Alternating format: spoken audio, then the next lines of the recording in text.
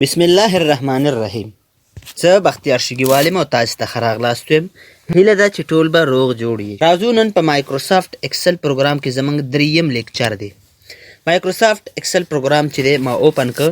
که تاسو ته په اول ځل باندې دغه اپشن درکوي، دته دغه میسج درکوي، نو دې کې به تاسو یا مایکروسافټ اکاونټ جوړوئ، د هغې د لارې به داخلیږئ، او یا چې دی تاسو به د خپل افیس چې دی دا به اکټیویټ کوئ.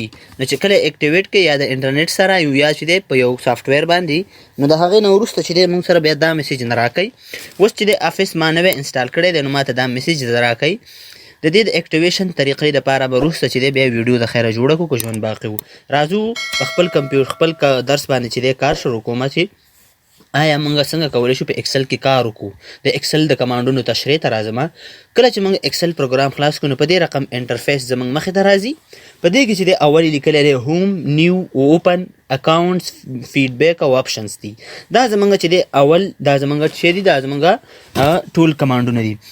ګډ مارننګ تیر مخکې چې دی د 12 نه مخکې چې دی تاسو ته ګډ مارننګ لیکل کیږي، او د 12 نه وروسته چې دی دلته به ګډ افټرنون به لیکل کیږي. دا چې دی افلاین لیکل کیږي، دا انلاین نه دی، دا د خپل د کمپیوټر د ډیټ اینډ ټایم سره تعلق ساتي. هوم کې چې دی موږ سره نیو دی. په نیو کې چې دی موږ بلینک ورک بک چې دی دا موږ اخیستی شو. بلینک ورک بک کله چې موږ کار کوو، صفحه خالي صفحه اخلو، نو دې موږ کولی شو چې د دې په تھرو باندې چې دی موږ ځان ته یوه صفحه چې دی ځان ته انټر کړی ولو. ورپسې چې دی ګوره دلته لاندې لیکلي دي چې ریسنټ او پینډ. ریسنټ مطلب دا دی چې کوم فایلونه تا خلاص کړي دي.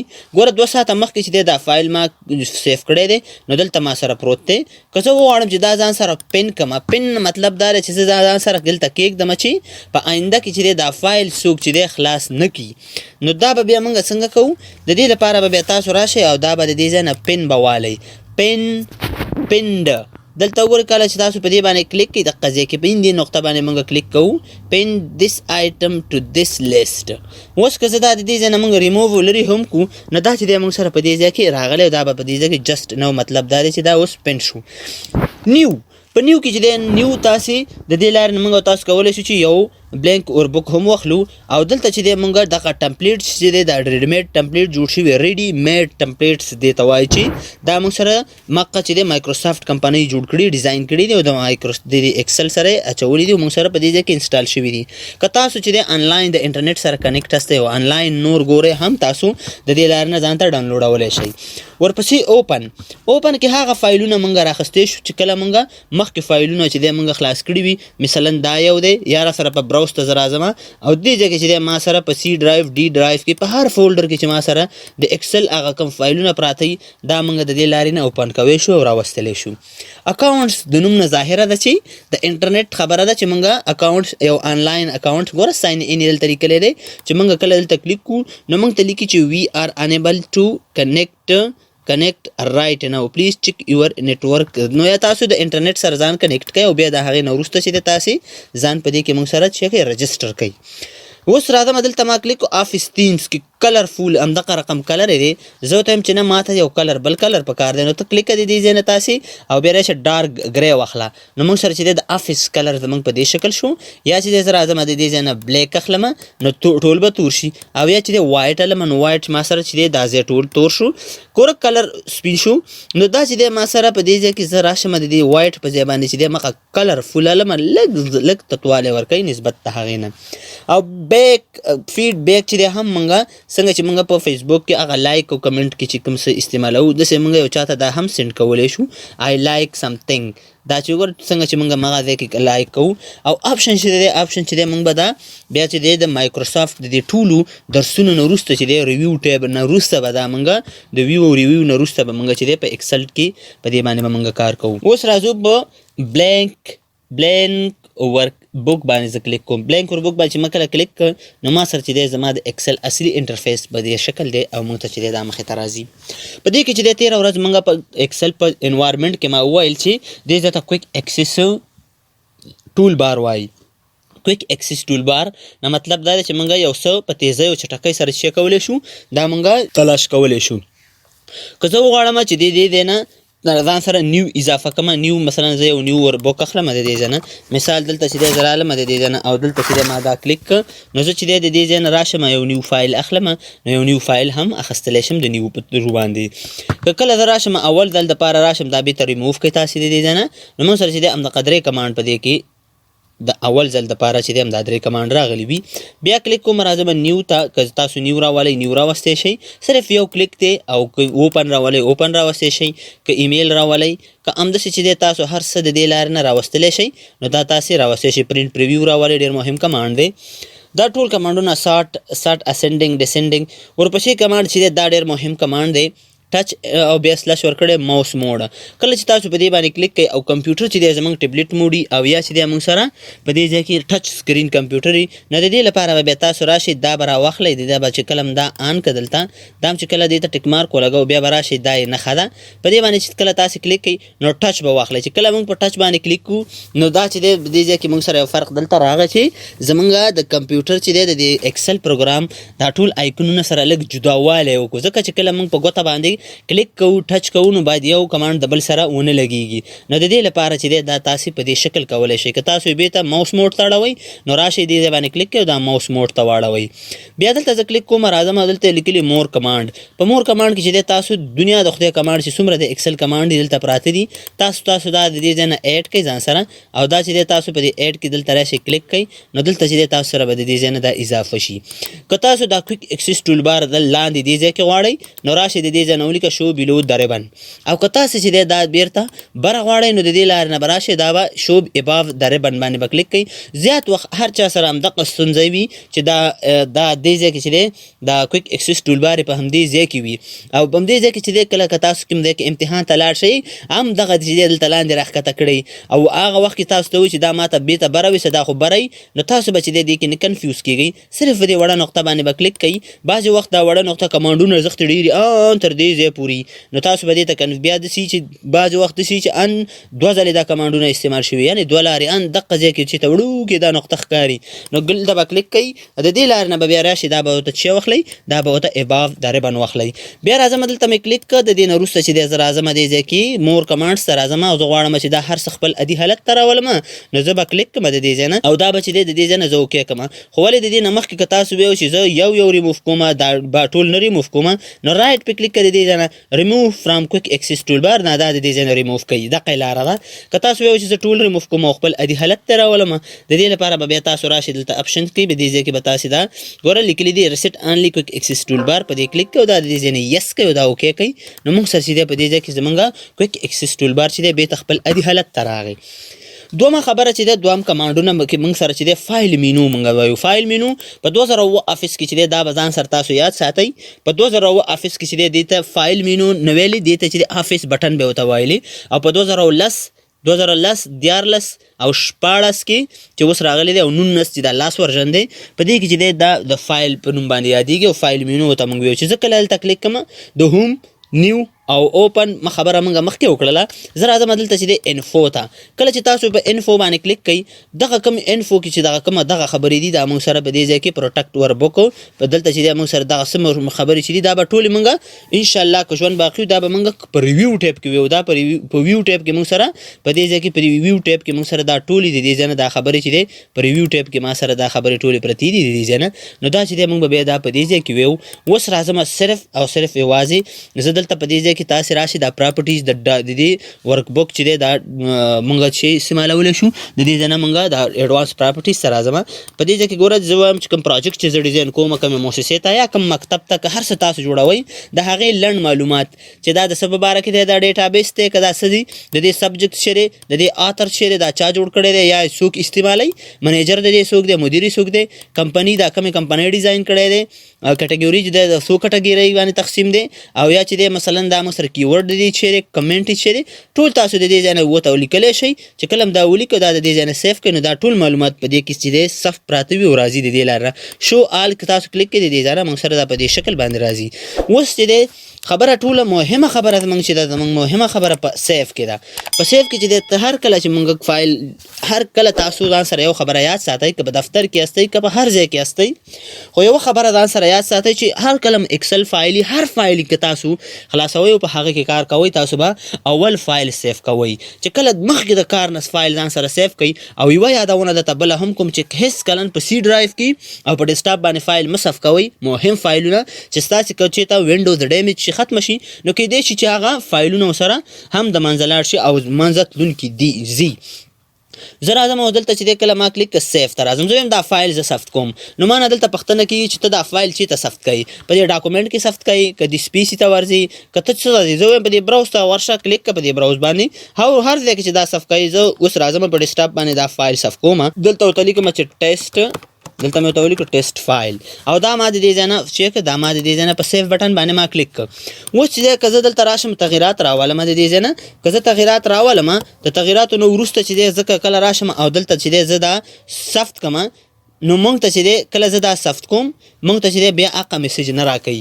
ولې نه راکوي؟ نو هغه میسج چې دی مونږ ته دا نه راکوي. ولې نه راکوي؟ ځکه چې دا فایل په همدې کې ثبت کېږي، ځکه دا فایل مونږ سره شاته پروت دی او په دې کې چې دی زموږ ټوله ډیټا ثبت کېږي. که زه وغواړم چې راشم او دا په دویم ځل کې ثبت کوم، ګوره دلته چې دی که تاسو دلته کلیک یا راشي دلته کلیک کړئ د دې ځای نه دا تاسو ځان سره سیف کولی شئ. چې د سیف شارټکټ مونږ سره دی کنټرول پلس اس او د هغې نه وروسته چې دی زه به راشم او وغواړم چې دا فایل چې دی زه په دوم نوم باندې ثبت کړم نو را به شي تاسو به بیا سیف اس ته راځئ او سیف اس کې به چې دی تاسو کلیک کړئ د دې ځای نه. زه به ورته ورکړم چې دا ما سره ټیسټ نمبر ټیسټ د دې ځای نه به ورته زه ورکړم چې دا ما سره ټیسټ نمبر 1 دی. نو دا چې دی ما سره یو هغه ټیسټ یو دا شو، نو ما سره چې دی دا فایل ډبل ځان سره ما ثبت کړو د دې ځای نه. اوس زه راځم دلته چې دی که زه وغواړم چې ډایرکټ ما ته چې دی زه سیف از وکړم نو د سیف از شارټکټ چې دی دا مونږ سره جسټ F12 دی. F12 نو مونږ کولی شو چې دا په F12 باندې ځان سره سیف کړو. او که تاسو وایو چې نه دا زه په کمانډ باندې سیف کوم، دا زه په کمانډ سیف کوم، نو په کمانډ باندې هم دا ځان سره ثبت کولی شئ چې تاسو دلته راشئ د دې نه او په سیف از باندې کلیک کړئ چې په هر ځای کې دا سیف کوئ تاسو دا سیف کولی شئ. کار کړی وي نو هیسټري دلته پرته وي، د دې لارې نه چې دی دا مونږ کتلی شو دا هیسټري چې دی مونږ ریموف کولی هم شو. خو فعلا ما افیس نوی انسټال کړی کار نه کوي او دغه کمانډ بیخي نوی کمانډ په 2019 افیس کې په نور افیسونو کې چې دی دا کمانډ نه و. پرنټ خبرې ته راځم. پرنټ چې کنټرول پی شارټکټ دی، کنټرول پی په دې کې چې دی پرنټ د دې ځای نه چې دی کله تاسو مونږ او تاسو پرنټر انسټال کوو. اوس خو ما سره چې دی پرنټر انسټالیشن نشته دی، نو تاسو چې کله پرنټر انسټال کوئ پرنټر دغسې شین ټیک مارک پې لګېدلی او تاسو یوه ورقه دوه ورقې لس ورقې پرنټ کوئ نو د دې ځای نه چې دی تیار لیکل شوی دی. د دې ځای نه مونږ په پرنټ بټن باندې کلیک کوو او هر څه مونږ ته چې دی پرنټ کېږي د دې ځای نه راځي. او که ژوند باقي انشاءالله چې د وینډوز په درسونو کې به مونږ پرنټر په انسټالیشن باندې به چې دی مونږ کار کوو. اوس راځم د دې پرنټر سیټینګ ته راځم، د دې پیج سیټینګز ته راځم. ګوره سیټینګز پرنټ اکټیو شیټ کله چې تاسو دلته کلیک کوئ نو ګوره په ایکسل کې چې دی مهمه خبره دا ده چې پرنټ انټایر وربوک د دې نه مطلب څه دی. که تاسو ته یو څوک وایي زه به تاسو ته د دې خبره وکړم دا به ځان سره تاسو په ذهن کې یاد ساتئ. ما سره چې دی د دې ځای نه څو شیټونه دي، ما سره دلته 3 شیټه دي. نو د دې شیټ د دې ځای نه چې دی ما دا شیټ ځان سره چې دی انټر کړو، د دې ځای نه دا شیټ مې راوستو. بیا چې دی دا بل شیټ مې هم د دې ځای نه چک دلته مې په دې کې هم دا لیکل وکړل. نو ما سره چې دی فعلاً چې دی ما سره 3 دانې شیټونه دي. نو زه راځم د دې ځای نه ګوره پرنټ پریویو مخکې مې تاسو ته ویل دا مې آن کړ، د دې ځای نه کلیک مې کړ. فعلا ما سره چې دی د دې ځای نه دغه 2 ورقې پرنټ کېږي ځکه چې دا ما سره په دې وربوک کې د دې ځای نه دې خواته ما سره 2 ورقې دي. که زه راشم او دا د دې ځای نه چې دی ختم کړم، دا زه د دې ځای نه ډیلیټ کړم لرې مې کړ. اوس چې دی زه راشم د پرنټ پریویو ګورم نو ما سره چې دی په دې ځای کې دغه یوه ورقه پرنټ کېږي او نورې ورقې ما سره چې دی په دې نورو شیټونو کې نه پرنټ کېږي. دا چې دی انټرویو ته چې موږ هر ځای ته لاړ شو، زیات وخت په افغانستان کې په هر ځای کې په انټرویو کې همدغه کوېشن همدغه پوښتنه کېږي چې زما سره شیټونه 3 دانې دي دا یا لس دي یا شل دي، دا ټول ما ته پرنټ کا. نو د دې لپاره به چې دی تاسو پرنټ پریویو ته زه راځم یا پرنټ کنټرول پی ته راځم او د دې ځای نه چې دی پرنټ انټایر وربوک د دې ځای نه چې زه کله کلیک کړم اوس ګوره دلته ما سره ورقې 4 شولې کلیک کړه دې باندې ورپسې په دې باندې ورپسې په دې باندې او بیا چې موږ سره 4 ورقې ګډې پرنټ کېږي. په دې ځای کې چې دی دا ډېر مهمه پوښتنه ده او مهم سوال دی چې دا ذهن کې تاسو ځان سره یاد وساتئ چې په هر ځای کې تاسو نه یو کس د دې پوښتنه کولی شي. بله خبره دا ده چې زه کله راشم د دې ځای نه او دلته چې دی دا ډیټا دلته دا لیکل ما د دې ځای نه وکړل، دې ځای نه دا لیکل چې دی ما د دې ځای نه په دې کې راوستل. زه غواړم چې د دې لیکلو نه صرف دغه ځای پرنټ کړم. نو پرنټ سلیکشن به بیا تاسو انتخابوئ چې صرف دې نه انتخاب کړئ. تاسو دا کنټرول پی یا پرنټ پریویو ته راشئ او یا ډایرکټ په فایل باندې کلیک کړئ، بیا دلته راشي پرنټ ته، په پرنټ کې چې دی بیا راشي د دې ځای نه کلیک کړئ تاسې، او بیا ورته ووایئ چې ما سره سلیکشن کوم ځای چې ما انتخاب کړی ما ته هماغه ځای پرنټ کړه او نورو سره کار مه لره، نو د دې لارې نه چې دی دا تاسو راوستی شئ. که تاسو ویل چې ټوله ورقه پرنټ کومه، نو پرنټ اکټیو شیټ باندې کلیک کړه، نو دا تاسو سره په دې شکل سره موږ پرنټ کولی شو. کولیټډ نو مخکې چې دی ما نه کمانډ پاتې شو پیج 2. دلته چې دی په دې ځای کې زه ورته وایم چې ما ته د دې ځای نه پیج 2 د دې ځای نه ما ته واخله مثلا 3 ورقې نه واخله راته، او د 2 د 1 ورقې پورې ما ته دا ورقې پرنټ کړه، نو دا به تاسو د دې ځای نه چې کوئ دا به تاسو په دې کې کلیک کړئ، دا به تاسو ته پرنټ شي. کولیټډ نه مطلب دا دی چې موږ سره یو ورقه ده یا ما سره یو 10 پیجز دي پاڼې دي موږ سره، او موږ غواړو چې دا 10 دانې 10 ځلې پرنټ کړو، نو چې 10 ځلې دا پرنټ کوو چې پرنټ ورته دلته ورکړو 10 ځلې ورته ووایو د دې ځای نه، نو دا به چې دی موږ ته 10 دانې به اول پرنټ شي، یعنې چپتر غوندې، بیا به 10 بیا به 10 ښه په یو اندازه باندې به پرنټ شي. او که دلته ورته زه راشم د دې ځای نه ورته ووایم چې انکولیټډ نه مطلب دا دی چې دا 10 ورقې اولنۍ مخ به 10 ورقې پرنټ شي، دویم مخ به بیا 10 ورقې پرنټ شي، دریم مخ به بیا 10 ورقې پرنټ شي. همدقسې چې دی تاسو چې څومره ورقې لرئ همداسې به بیل به دا پرنټ کېږي، نو یو سرخوږی او جنجال چې دی دا به ځان ته ګورئ. خو د دې لپاره به تاسو چې دی انکولیټډ په ځای باندې کولیټډ اخلئ. که تاسې د یو ورقو نه مثلا یو 10 ورقې 20 ورقې تاسو یو 20 کسانو ته پرنټ کوئ، نو په دې شکل به دا الی. پورټریټ ویرینټیشن دې کې چې کله تاسو کلیک کړئ تاسو ته 2 کمانډ راځي چې دا به موږ په پیج لیاوټ کې د خیره وایو.